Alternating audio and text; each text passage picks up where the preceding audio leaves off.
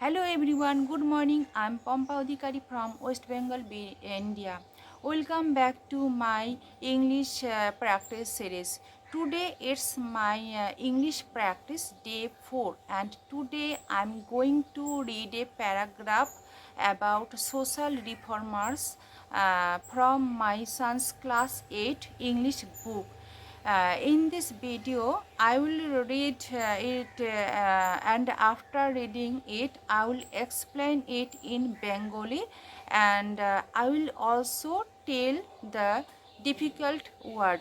And if you are learning English, then I think that this video will help you a lot.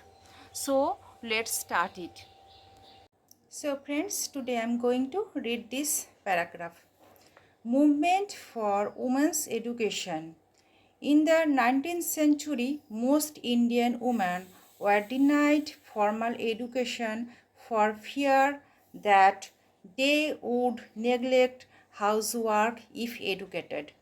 1900 শতকে বেশিরভাগ ভারতীয় মহিলাদেরকে কিন্তু formal education থেকে বঞ্চিত করা হতো ফর ফিয়ার দ্যাট এই ভয়ে যে they would neglect house work if educated যে এই ভয়ে ওদেরকে ফর্মাল এডুকেশনটা দেওয়া হতো না ওই স্কুল কলেজের মাধ্যমে যে শিক্ষা ব্যবস্থাটা সেটা দেওয়া হতো না এই ভয়ে যে তারা যদি শিক্ষিত হয় তাহলে তারা হয়তো আর হাউস ওয়ার্কটা করতে চাইবে না However, some liberal families, liberal families মানে হচ্ছে উদারপন্থী কিছু সমাজ কিছু পরিবার ছিল না কিছু উদারপন্থী পরিবার ছিল মানে যারা চাইতো যে মহিলারা শিক্ষিত হোক ঠিক আছে উদার চিন্তাধারা যাদের মধ্যে ছিল তাদেরকে বলা হতো লিবারাল ফ্যামিলিজ আমি জানি না আমি এর যে এটা উচ্চারণটা ঠিকঠাক করছি কি না হয়তো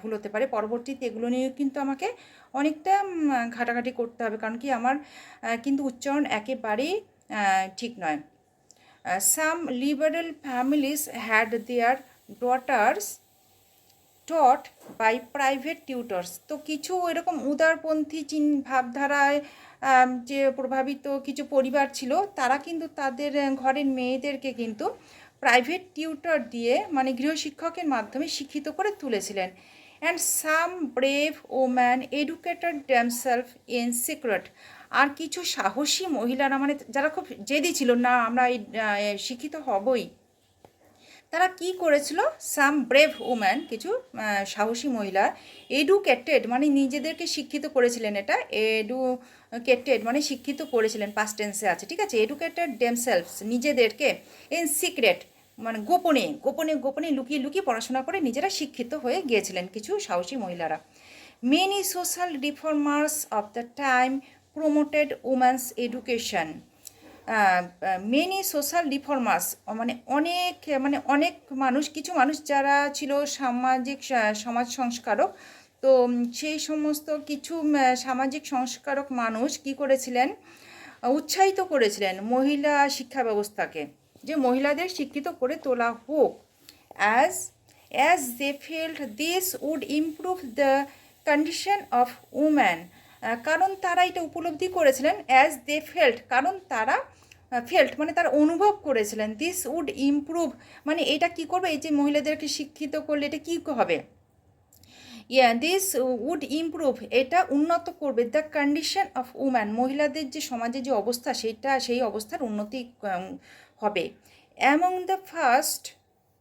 the first to campaign for women's education মানে একদম প্রথমে ওই যে মহিলাদেরকে শিক্ষিত করে তোলার ব্যাপারে একদম প্রথমে উদ্যোগ নিয়েছিলেন আন্দোলন ক্যাম্পেইন করা মানে আন্দোলন করা যেখানে একটু অসুবিধা হবে না আমি এইভাবে লিখে নিই আপনারা যারা শিখছেন এইভাবে কিন্তু কঠিন ওয়ার্ডগুলোর পেছনে এইভাবে লিখে নিলে কারণ কি একটা প্যারাগ্রাফ একবার পড়লেই যথেষ্ট খুব যখন মনে হবে যে না আমার এটা আরও পড়া দরকার আমি খুব একটা ভালো পারছি না 2-3বার 4বার পড়া উচিত আর সেক্ষেত্রে কিন্তু এইভাবে ছোটো ছোটো করে মানে লিখলে পরে সেটা ভালো হয় পড়ার জন্য বারবার তাহলে খুঁজে বার করতে হয় না তো কি বলেছে among the first to campaign for women's education was Henry Louis Vivian Derozio. এই যে আন্দোলনকারীদের মধ্যে প্রধান ছিলেন হেনরি লুইস ভিভিয়ান ডিরোজিও বলে এখানে কিছু লেখা, ডিরোজিও উনি ছিলেন একজন poet, journalist and reformer of Rammohan Roy's time. উনি ছিলেন রাজা রামমোহনের সময়ের একজন লেখক, জার্নালিস্ট। পোয়েট মানে লেখক, জার্নালিস্ট মানে সাংবাদিক, অ্যান্ড রিফর্মার মানে যে সমাজ সংস্কারক আর কি, হ্যাঁ, মানে নতুন নতুন নিয়ম আইন সংস্কার করে, যারা সমাজে কিছু নিয়ম এনে সমাজকে উন্নতির দিকে নিয়ে যায় তাদেরকে বলা হয় রিফর্মার, সংস্কারক, ঠিক আছে। অফ রামমোহন রয়ের টাইমে and a teacher at the Hindu college, আর উনি ছিলেন হিন্দু কলেজের একজন শিক্ষক। He encouraged his students to think rationally. উনি উনার স্টুডেন্টদেরকে, উনার যে মানে সহগামী ছিল, উনাকে ফলো করতেন যারা উনার স্টুডেন্ট, তাদেরকে কিন্তু উনি এনকারেজড করেছিলেন, মানে উৎসাহিত করেছিলেন কি করতে, টু থিঙ্ক রেশনালি, মানে যুক্তি সহকারে, কোনো কিছু শুনেই বিশ্বাস নয়, তাকে যুক্তি দাও তার পেছনে দিয়ে, তারপর যদি মনে হয় এটা বিশ্বাস করার, তবে সেটাকে বিচার কর, মানে যুক্তি সহকারে বিশ্বাস করাকে বলা হয় যুক্তি সহকারে কোনো কিছুকে বিশ্বাস করাকে বলা হয় র্যাশনালি। টু থিঙ্ক র্যাশনালি, যুক্তি সহকারে কোনো কিছুকে ভাবা। উনি এটা শিখিয়েছিলেন স্টুডেন্টদেরকে, তোমরা কিন্তু যুক্তি সহকারে কোনো কিছুকে ভাববে, যুক্তি ছাড়া কোনো কিছুকে ভাববে না বা মেনে নেবে না। And to challenge social evils, আর সামাজিক যে কুসংস্কারগুলো আছে সেগুলোর বিরুদ্ধে তোমরা প্রতিবাদ করো।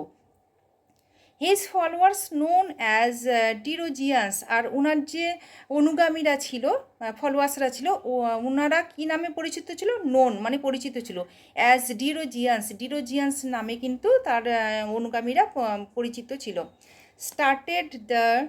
Started the Young Bengal Movement, আর ওনার যে অনুগামীরা উনি মানে ডিরোজিও, উনি কী করেছিলেন, ইয়াং বেঙ্গল মুভমেন্ট মানে ইয়াং বেঙ্গল আন্দোলন শুরু করেছিলেন ডিরোজিওর অনুগামীরা, আর ডিরোজিওর নেতৃত্বে। They demanded improvement in the condition of woman beside, তারা কী করেছিল, দাবি জানিয়েছিল। দে ডিম্যান্ড করা মানে দাবি জানানো, তারা দাবি জানিয়েছিল, পাস্ট টেন্স, ঠিক আছে। দে ডিমান্ডেড ইম্প্রুভমেন্ট মানে উন্নতি, তারা উন্নতির দাবি জানিয়েছিল। In the condition of woman, মহিলাদের অবস্থার উন্নতির জন্য তারা সোচ্চার হয়েছিল, তারা দাবি জানিয়েছিল যে মহিলাদের উন্নতি করা হোক। বিসাইডস, এর পাশাপাশি তারা আর কী করেছিল, ক্যাম্পেইনিং, আন্দোলন করেছিল ফর পিজেন্টস রাইট, পিজেন্ট মানে চাষি, কৃষকদের অধিকারেরও দাবি জানিয়েছিল। And freedom of the press, আর সংবাদপত্রের স্বাধীনতা দেওয়া হোক। সেই সময় কী হয়েছিল, সংবাদপত্র যাতে কোনো খবর প্রকাশ করতে না পারে, সেই সংবাদপত্রকে কিন্তু মানে ক্ষমতাটা দেওয়া হয়নি, যে সংবাদপত্র যে কোনো খবর শোনা মাত্রই সেটাকে ছাপাবে, সেটা ক্ষমতা সেই সময় কিন্তু দেওয়া হয়নি। তো তারা আন্দোলন করেছিল যে সংবাদপত্রকে সেই স্বাধীনতা দেওয়া হোক, যাতে সংবাদপত্রের প্রয়োজনীয় খবরগুলো ছাপাতে পারে। তো সেই ফ্রিডমটা, স্বাধীনতাটা দেওয়ার জন্য আন্দোলন করেছিল তারা, ঠিক আছে, সংবাদপত্রের স্বাধীনতা দেওয়ার জন্য। In the 1820s Christian missionaries, 1820 দশকের খ্রিস্টিয়ান যে মিশনারিরা ছিলেন, তারা কি করেছিলেন, হ্যাড সেট আপ, শুরু করেছিলেন বা স্থাপিত করেছিলেন some school for Indian girls, ভারতীয় মেয়েদের জন্য কিছু স্কুল স্থাপিত করেছিলেন খ্রিস্টিয়ান মিশনারিজরা। But this were not very successful, কিন্তু সফলভাবে কিন্তু সেই স্কুলগুলো চলতে পারেনি, মানে সে স্কুলে কেউ বাড়ির মেয়েদেরকে পাঠাতো না, ভয় পেতো, এরকম আর কি, স্কুলগুলো ঠিকভাবে চলছিল না। ইন 1849, 1849 উইথ ঈশ্বরচন্দ্র বিদ্যাসাগরের সহযোগিতাতে, হেল্পে, হ্যাঁ, J E drink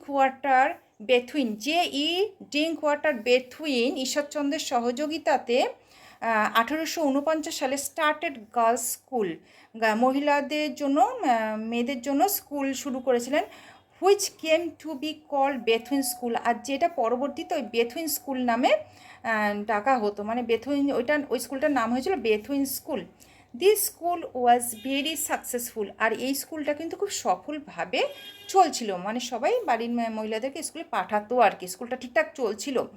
as inspector of schools, আর স্কুলের পরিদর্শক হিসাবে, মানে স্কুলগুলো দেখাশোনা ভারের দায়িত্বে উনি ছিলেন, উনি এগুলো করতেন, দেখাশোনা করতেন।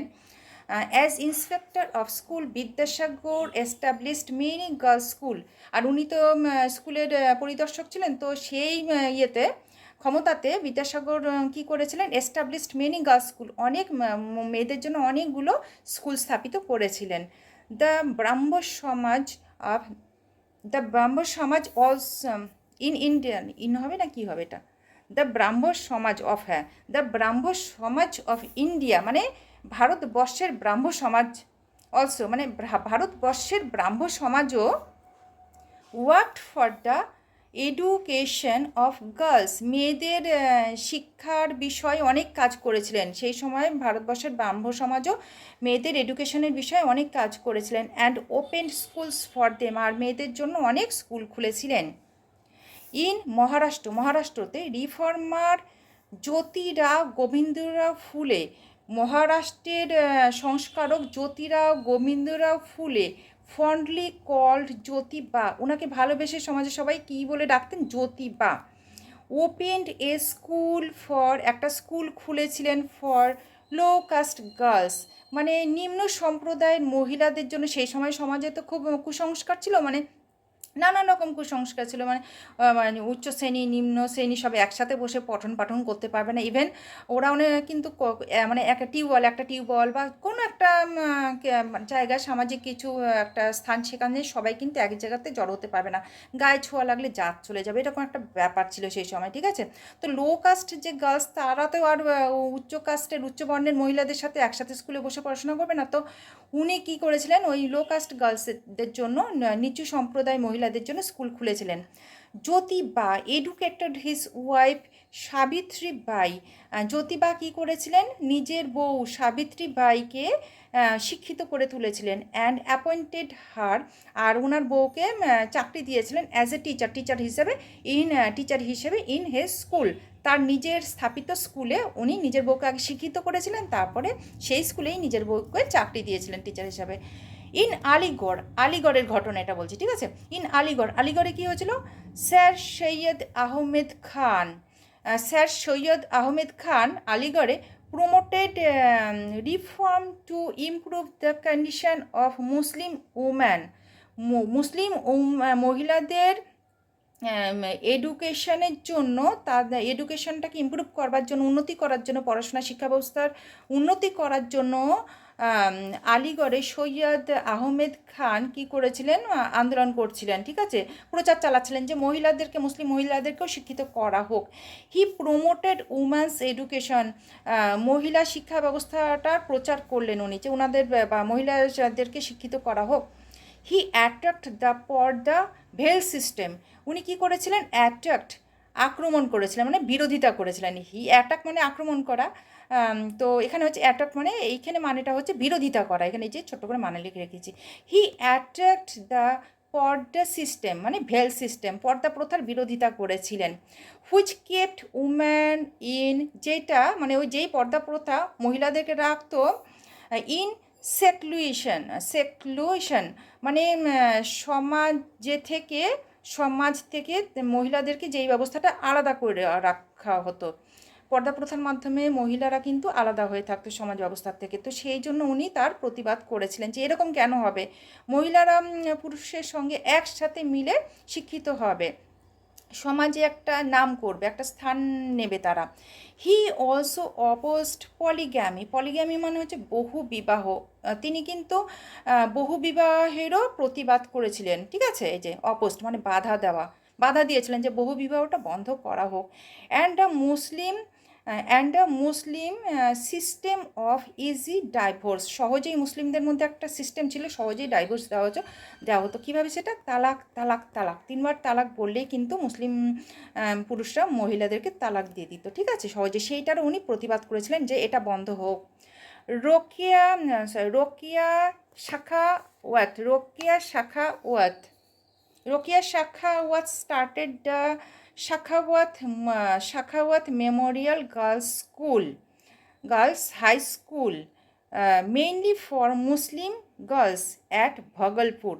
ভগলপুরে রোকিয়া সাখাওয়াত কী করেছিলেন, তিনি শুধু একটা স্কুল খুলেছিলেন, যে স্কুলটার নাম রেখেছিলেন, নাম হয়েছিল সাখাওয়াত মেমোরিয়াল হাই স্কুল, ঠিক আছে। আর এটা কোথায়? ভগলপুরে। The the school was later shifted to ক্যালকাটার, পরবর্তীতে কিন্তু এই স্কুলটা কলকাতাতে ট্রান্সফার করা হয়, এই কলকাতাতে স্কুলটাকে সরিয়ে আনা হয়। তো ঠিক আছে, আজকে আমরা এতটুকুনি শিখলাম। আর এই প্যারাগ্রাফ কিন্তু বারে বারে পড়তে হবে, মানে যারা ক্ষমতা অনুযায়ী, কেউ হয়তো দুবার পড়েই বুঝে গেল, ঠিক আছে, হয়তো কেউ কারোর হয়তো পড়তে বেশ 2-3 বার লাগলো, তো 2-3 বার পড়তে হবে। সাথে সাথে সবচেয়ে ব্যাপার কীভাবে সেন্টেন্স তৈরি করা হচ্ছে, আর তার সাথে সাথে কঠিন যে টাফ ওয়ার্ডগুলো আছে সেগুলোর কিন্তু মানে এভাবে নিচে লিখে লিখে পড়লে ভালো হয়। তাতে বারবার যতবারই পড়া হবে হয়তো মানেটা আর মনে আসছে না, এই আগের বারে তো মানেটা বার করেছিলাম, তো লেখা থাকলে কি মনে পড়ে যাবে। তো এইভাবে পড়লে পরে আমার মনে হয় ইংলিশটা ভালো করে শেখা যায়, আমি এইভাবে শিখি। তো আমার ভিডিওটা যদি ভালো লাগে অবশ্যই কিন্তু আপনারা একটা লাইক করবেন, আর যারা আমার চ্যানেলে নতুন, আমার চ্যানেলটাকে সাবস্ক্রাইব করে দিয়ে আমার পাশে থাকবেন। আপনারা সবাই সুস্থ থাকবেন, ভালো থাকবেন, সাবধানে থাকবেন। আবার আসছে একটা নতুন ভিডিও নিয়ে, ততক্ষণ পর্যন্ত টাটা।